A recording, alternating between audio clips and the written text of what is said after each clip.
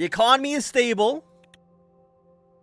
Look at that. Look at these numbers. I don't know. Why is this stable now? I don't think this has changed. Or was it here before? Anyway, the economy is stable. Big thumbs up. We love that for us. What's going on in the world right now? A massive miscommunication between the interior and Gerrymandering resulted in a failed raid on Versord. Defense and interior blaming each other. Very cool. Radical journalist killed en route to interview. A reporter from the Radical was killed while traveling to interview Robert Lemon, influential founder, known ally of Tarkin Soul. Okay, we don't know who did it. And what are you? King of Rumburg. Queen demands reparations for the 15-day war. Queen Beatrice Livingston has called for reparations to be paid for the so-called past atrocities that occurred during the 15-day war. Rumburg demands that the price of past wrongdoings must be paid for the path to peace be open between our two nations. Ministry of Foreign Affairs is analyzing the situation and is coming up with a plan of action. Tell Rumburg to go fuck themselves. Okay, what's going on in geopolitics? 100 killed in Hajland. According to reports, the riots in Hajland have already resulted in the arrest of thousands. The number of deaths is believed to have been surpassing 100. The Agnolian government has still not released a statement about the bloody conflict. The riots in Hajland have exploded out of proportion in the aftermath of the murder of Vaglis Hajlander. The majority of the arrests and deaths belong to the Vaglis community in the island. The governor of Hajland claimed that the riots are being incited and supported by the Vaglandian government. The Queen of Rumburg, Beatrice Livingston, brought up the Estord incident in the 15-day war, igniting a forgotten century-old debate of Swordish war crimes. She spoke about the need for peace and change in Eastern Mokopa, and the way forward was can only be walked if the past atrocities were finally settled. Queen Livingston claimed that the Swordish army of 1870 had massacred ethnic Rums with plans of committing genocide. Sordland still hasn't claimed any responsibility for their past war crimes, said the Queen, and demanded reparations to be paid. Okay, Walker's won the Arcasian election. The recent Arcasian election has come to an end. The incumbent Dwight Walker narrowly winning re-election against Charles Devereux of the Reformist Union Party. Devereux's campaign was notably sponsored by a prominent private military corporation, Cerberus International. With a margin of just 5%, Walker's victory has brought a sense of stability to Venture City, following a tumultuous campaign season marked by political assassinations and corporate meddling. Walker's re-election has been attributed to his successful efforts in lifting a significant portion of the population out of poverty during the previous term. However, despite these achievements, Arcasia's economy has recently shown signs of stagnation. And experts argue that the slowdown may be due to high expenditures associated with the ATO alliance and the ongoing Cold War against United Katana. Adding to the complexity of the political landscape, tensions have risen between Rumburgian migrants and Arcasian citizens. Walker, who is of Rumburgian heritage, has faced criticism and suspicion from some sentiments of the population. Despite these challenges, Walker has emphasized the importance of unity and inclusion in his political agenda. Walker, do not fund Rumburg against me, okay? In his victory speech, President Walker of the New Democratic Concord acknowledged the challenges ahead. Okay. Prime Minister Reza Yenoga of Kinal hosted a crucial anti-piracy summit, bringing together leaders and representatives of the Xi'an Economic Corporation, the XCC, and other Xi'an nations, such as Zilinia, Narshima, and Fenekal. The conference aimed to address the alarming rise of piracy incidents in the region, including developing a united and coordinated response to protect maritime interests. The anti-combat piracy funded by certain ATO nations and private military companies. During the summit, Noga emphasized the importance of fostering cooperation and solidarity among the participating nations. That piracy poses a severe threat to our economies, maritime trade, and regional stability. It is essential for us to join forces and tackle this menace head-on, working together for the safety and well-being of our citizens. The summit led to the signing of the Mustafa Declaration, which included the establishment of joint naval patrols, enhanced intelligence sharing, and capacity-building initiatives for the nations involved.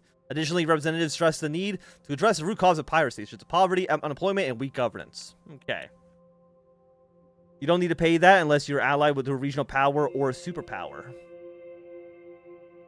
Well, I'm only allied with Agnolian. I don't think Agnolian is a regional power. It was a cloudy, rainy day in Halasord. The gloomy weather couldn't dampen my spirits. My constitutional reforms had passed the court and I had won. I wasn't the only one to cause excitement for the Rayne household. Today, Frank was finally leaving home. My son piled on the last of his bags next to the door. Sergey and the assistant driver were waiting outside next to the car. Did you pack everything? Don't forget to call me immediately after you arrive. Mom, I'm moving less than an hour away. You'll see me all the time. I know, but it won't be the same. Monica helped him put his backpack on while Sergey started carrying the luggage to the car. I made you a sack lunch. I'll get it from the kitchen. She dashed down the hall, and Frank and I turned to face each other in the doorway. So, I guess this is it. I gave you a second chance. I guess it is. Dad? Frank shifted his weight nervously. I haven't forgotten what you told me about your university years. I hope Hearthstone State gives me a chance to prove myself the same way that you did. Well, let me be frank with you. There's like a 50-50 chance that when you're in university, the university's going to get bombed by a Rubergian missile. It's a possibility, okay? I might find my son in a burning wreckage of the dormitory. Just don't do anything stupid. You don't have to prove yourself to anybody, especially not me. Frank smiled. All right, Dad. Go be a fuck-up, son. Go be a fuck-up. At that moment, Dana rushed to the door. Frank! I'm gonna miss you. I'll miss you too. And don't forget, you gotta give Mom and Dad an extra hard time for both of us now. Dina nodded. Okay. Frank picked up his sister and gave her a big hug. Monica appeared in the doorway holding a paper bag. I got the crust off your sandwich just the way you used to like. I'm not a kid anymore, Mom. Can't the mother pretend? Oh, Frank. She embraced him with tears in her eye. Frank looked as if he was about to cry as well, and Sergei approached. Sir, as per the schedule, Frank needs to be at the Hallsworth State University to start his orientation in an hour. We have to leave now if we want to make it. Thank you, Sergei. Frank turned around and took one last look at me. Good luck. Frank nodded before heading to the car. Sergei looked at his watch. It's time to go. Frank waved his hand as he entered the car. The engine started and they were on their way. Monica stood next to me as they drove away. Her eyes were teary. There he goes. It already feels different. She put her head on my shoulder. I know. At least he has a father who can boast about his new friend's belt. Anton the Great Reformer. Sounds good, doesn't it? We watched for a few more minutes, even after the car was no longer in sight. I sighed and closed the door. So I'm complete in Lock Haven. We got one more to our wealth. I'm not even too sure where that came from. Dispute with the interior. Dispute with the military. So they're fussing over this Germandre thing. Okay. Also, you need ways to raise your votes back, because sending Frank that failed, and you don't have any media bias or media control. Look, people love me so much, they'll vote for me even if I shoot somebody in the middle of 5th Avenue, okay? They adore me. Okay, we have a highway that's been finished. What's in the news today? More naval maneuvers. Recent reports from the Marcaean Sea show that tensions in the region are at an all-time high, after the deployment of the Agnolian Navy around Hejland to contest the patrolling Vexlandian fleet. Both sides collided with each other on several occasions so far. In one instance, a Vexlandian destroyer is said to have fired at an Agnolian cruiser. According to the Agnolian government, Vexland is trying to force its hand, and that the Agnolian Navy may need to properly intervene if left no other options. Other reports came from Sordland, which reported 4 of their sea vessels had been blocked and harassed by the Vexlandian fleet. Okay. Yeah, the Vexlandian Navy ships have steered a dozen storage cargo ships out of their shipping lanes this week, leading to a maritime safety organization to change the sea routes. The new path to unite Catan and Arcasia is twice as long, but avoids any potential conflict with the Vexlandian Navy. The Swordlish Navy Admiral has called the Vexlandian actions reckless and potential threat to civilian lives due to high risk of collisions. The Admiral dispatched several frigates to protect the maritime borders. Okay. Get me out of here. What's going on in the rest of the news? Grand National Assembly has discussed and passed a new law increasing the yearly salaries of elected officials. Hell yeah! Finally, it's all coming up for President Rayne. After a long-awaited road network running from Lock Haven to Avery has been completed, the speed of transportation in the region is expected to improve substantially. We'd love to see it. The day before the grand opening ceremony of the H3 Highway, we arrived in Lock Haven to begin preparations. I think it only happens if you're broke. It's like, the game needs to give me some pity money. Although the delay had taken its toll on our morale, it was still a proud moment for all of us. Hey, achievement! Let's go. Lucy and I, together with project lead Simon and Elias, met to discuss how to proceed. Lucy stood up. First of all, this day may have arrived later than expected, but it doesn't change the fact that we're here now. This is a big success. Congratulations to everybody. Too many more projects like this. Well done. But we couldn't have done it without our excellent team. Indeed. Let's move on for our plan for the opening tomorrow.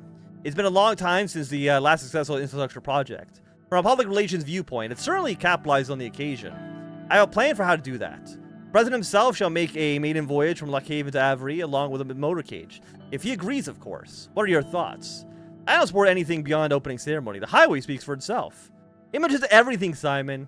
I agree this would be better to bolster our reputation. Of course. I'll hit the road. And I'll also get bombed by another Rumburgian missile. It gives more economic buffs.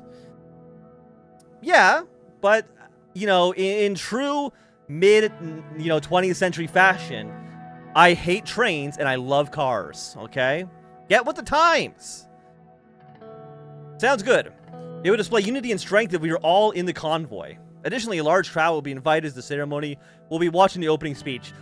God, there's like a little part of me, just a little bit, that hopes that we get JFK'd. That just like we're just gonna get fucking shot in the head. It might happen. I don't think it's an impossibility. Okay. I'm looking forward to it. I think all of us are. On another note, it goes on mentioning that this was a team effort. Beginning with the president who can put his trust in me, I want to thank everybody involved in the H3. Thank you for your kind words. It truly means a great deal. The people have been waiting a long time for this. We will need to show our best face tomorrow. I'll make sure that our focus on improving business and logistics is relayed by whatever means necessary. Alright then. We have a lot of work to do, and I'll see you all in the morning. Okay. Once again, good work everybody. We disperse to begin our individual preparations for the big day. The next morning, a stage had been erected next to the entrance to the highway in downtown Lockhaven. The weather was warm and unusually calm for the windy port city, and spirits were high. Despite Lockhaven's strong PFJP presence, a huge crowd of supporters had turned out. Lucien must have brought in some of his, some ringers. Took our place on stage. I gave Lucien the green light, and the opening address began. Brothers and sisters of Sordland, I welcome you Lockhaveners today as a proud servant of this country. Lucien's voice echoed in the square next to the highway. Hundreds of Sordland and USB flags began to wave as cheers intensified. Without further ado, I invite the President of Sordland to take the stage. I walk up to the podium to address the crowd. Cameras flashed around me. Lockhaveners, welcome to the opening ceremony of the H3 highway. The chanting from the crowd intensified. Some are yelling out the motto of Lockhaven, liberty until eternity. Trust me, our work is far from over. This project is only the beginning.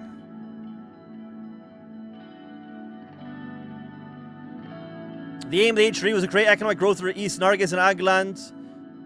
And thanks to this highway, travel between Lockhaven and Avery is twice as fast and infinitely more comfortable.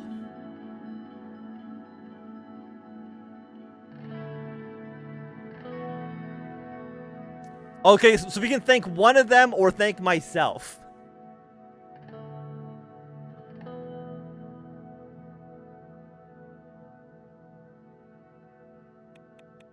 Minister of the Interior, Minister of the Economy. I mean, who do I like more? I mean, Hull, Simon's kind of been pissy in my ears this whole time.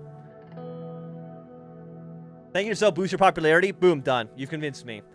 Ensuring the success of this project was wasn't just one of my presidential goals. I made it my personal priority. The crowd began cheering my name. Lucien took my place on the stage close to the ceremony.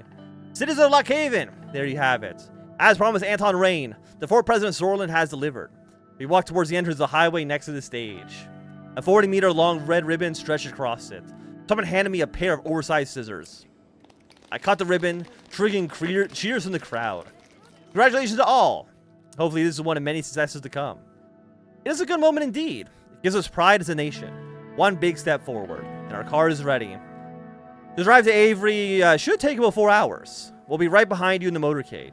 Enter the car. I entered the car and sat in the driver's seat.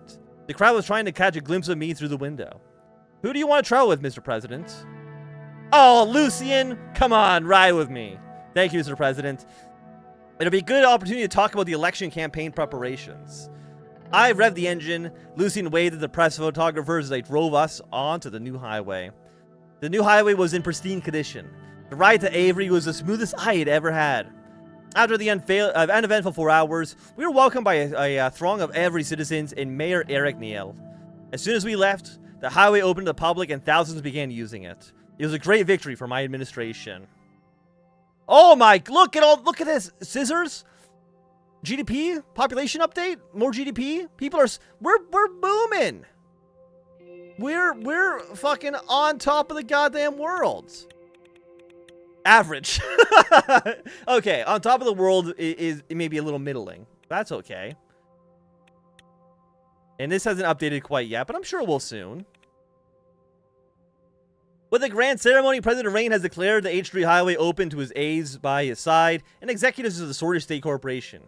After the ribbon cutting, he has delivered a heartfelt speech and brought the attention to the capabilities of the administration. Following the opening speech, President Rayne has driven his own car on the new highway for the first time. Even though the H3 highway is overdue, the fact that it is expected to boost the output of the Eggland region cannot be denied. Thus, it has been happily welcomed by its citizens. I also did not read the other news reports. Sordland State Corporation has finally finished the construction of the H3 highway, leaving much to be desired in terms of accuracy, quality, and punctuality. I hate the economists. These rich pricks wouldn't know quality, state-backed corporations if it smacked them in the face. Following the opening speech, President Rayne has driven his own car on a new highway for the first time. The H3 highway is expected to boost the output of the Eggland region and has been happily welcomed by the citizens. Though late as it may... Fuck you. Get out of here. I don't want to read the rest of your goddamn report. Financial report from Gosum. Changes to the law. Okay, let's look about Gosum first. The highly anticipated report from Gosum has arrived. Minister Simon Hall and Gosum Manager underlines the significance of this document as it outlines the return of our state-held shares, thus reflecting the recent performance of one of the nation's pivotal economic energy drivers. The transfer, Treasury will receive the transaction into Pepe if there's positive results. Yes, I will take those $2, please. I do need the $2. Okay. Data support from Gosum indicates a moderate increase in profits, pointing to a stable period for energy company. The state's shares in Gosum have yielded decent returns, reinforcing the value of strategic government investment in key sectors. This income will prove a modest but welcome injection into the treasury funds. Hell yeah. Is this on Twitch? Yeah, we're on both Twitch and YouTube. I stream on both. I stream on both because getting the VODs off Twitch is so much easier than getting off of YouTube. However, YouTube does allow a higher bit rate. I think it's capped at like 7.5 thousand on Twitch right now. Like, I would stream at like 15,000 bit rate if I could on Twitch, but I think it'd like break the code or something like that. Lucy and I sat in my office waiting for Peter. I was at my desk and he was on the sofa, legs crossed. Sir, I have some news for you. Mr. Hole and I have been working on several possible plans to boost the economy, as is our focus. He is currently compiling a very detailed report with very suggested projects. I'm sure you will have a chance to see it soon. He looked at his watch again. It looks like Mr. Vice President is late yet another time. He lowered his voice. I'm slightly concerned about Peter. He seems to have his mind occupied, and he's been late almost every meeting we've had recently. I noticed it too. I need to talk to him in private sometime. Suddenly, there was a knock at the door. I don't know if you can even hear my knocking. It was Peter. He walked inside with files in both hands. Gentlemen! Why are you so late? We were stuck in traffic around Seoul Square. There's a whole gaggle of ladies trying to organize a illegal march. We had to wait for the police to show up. He placed the files on my table, took out several documents, and organized them in front of me. Here's everything, just as you asked. Our plans for the next reforms. You can use your presidential decree to enact reforms now. We have enough political capital, but I also brought a list of suggested reforms for our party. What are your thoughts? Okay, well, let's go over the documents. You can select up to 3 decrees to enact. I don't have the sufficient decree powers. Okay. Well, I mean, purging the general staff now seems like a bad idea. Well, so we can do 3 of these. Right to own and bear arms. Capital punishment. Remove independence of the central bank. Enact value added. So we have, what is this? Gives you 2 government budget. The decree is set to enact 20% value added tax. Oh, okay, so this is like a sales tax. 20% seems kind of high. Removes 1 government budget. You do not have to abolish Burgundy by decree. There should be an act to sign later. Supreme Council of Storage Radio and Television. I can choose 3 of you. Lower retirement age, cost money, private prisons, gender equality in education. I mean, that sounds like a good thing. Fair trade. If your regulatory measure results in unfair competition at times, new fair trade commission can be used to create a push for fair market competition, protect local industries. Let's add a value tax because I need money. Amnesty, thousands of prisoners. I mean, I'm willing to listen to see what some people suggest here. Desolinization. Thing is, like, we're broke.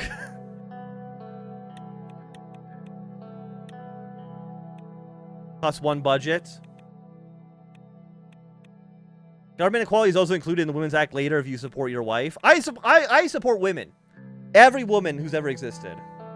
Gotta privatize prisons. I mean, that just seems like a bad idea. We're not. That's not happening.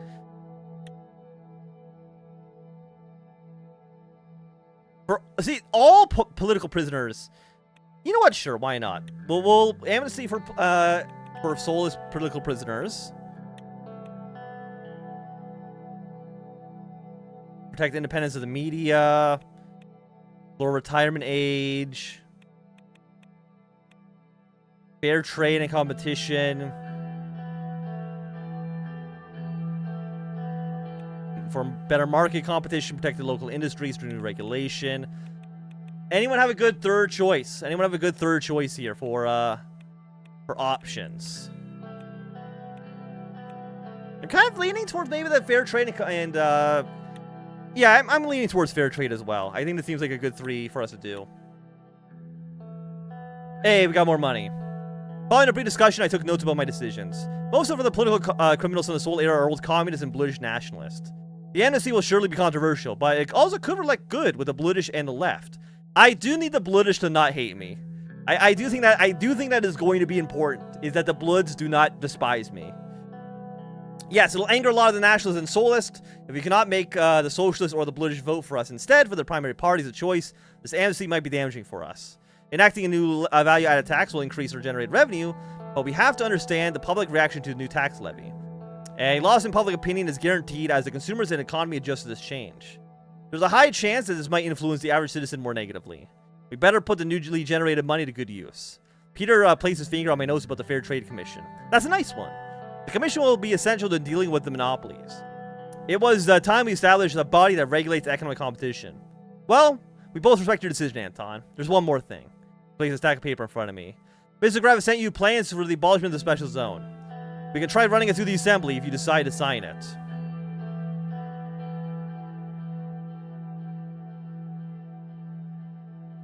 Sign the documents. Get rid of it.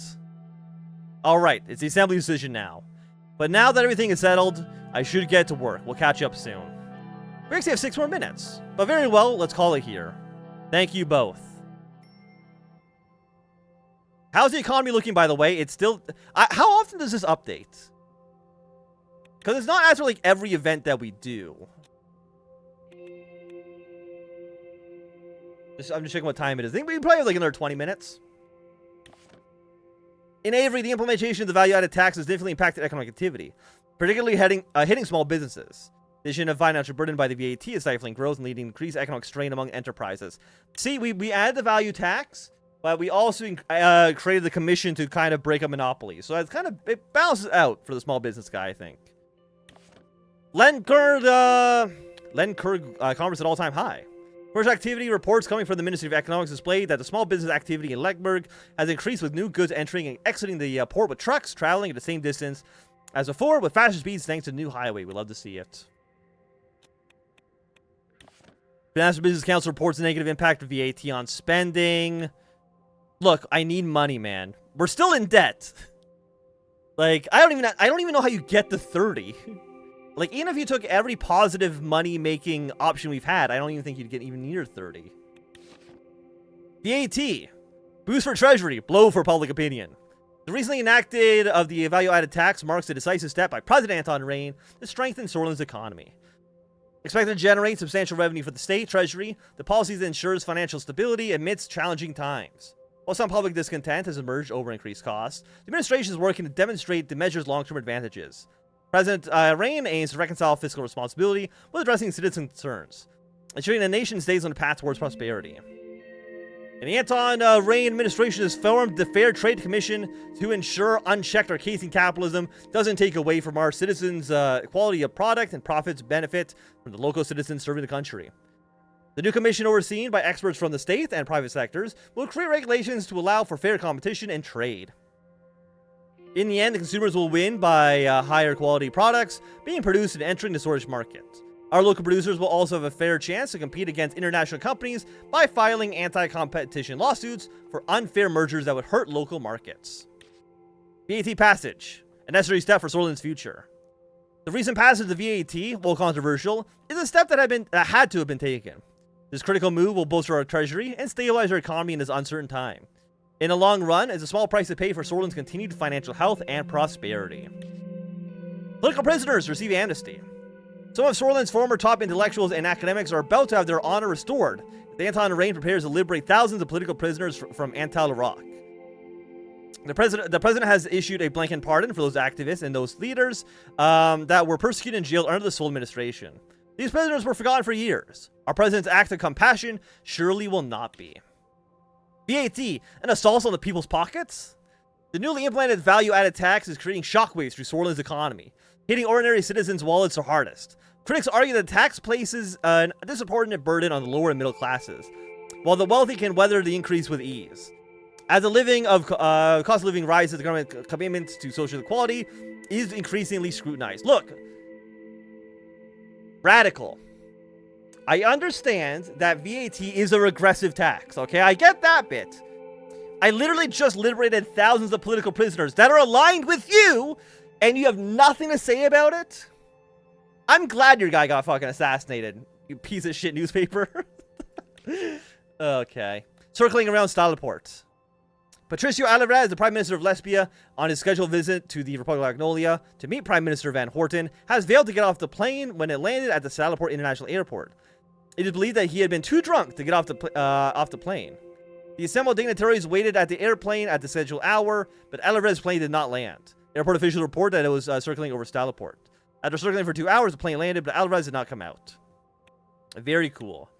If you pass the media council and reduce media independence, the radical gets banned. Fuck, I should have done it that way. Ah.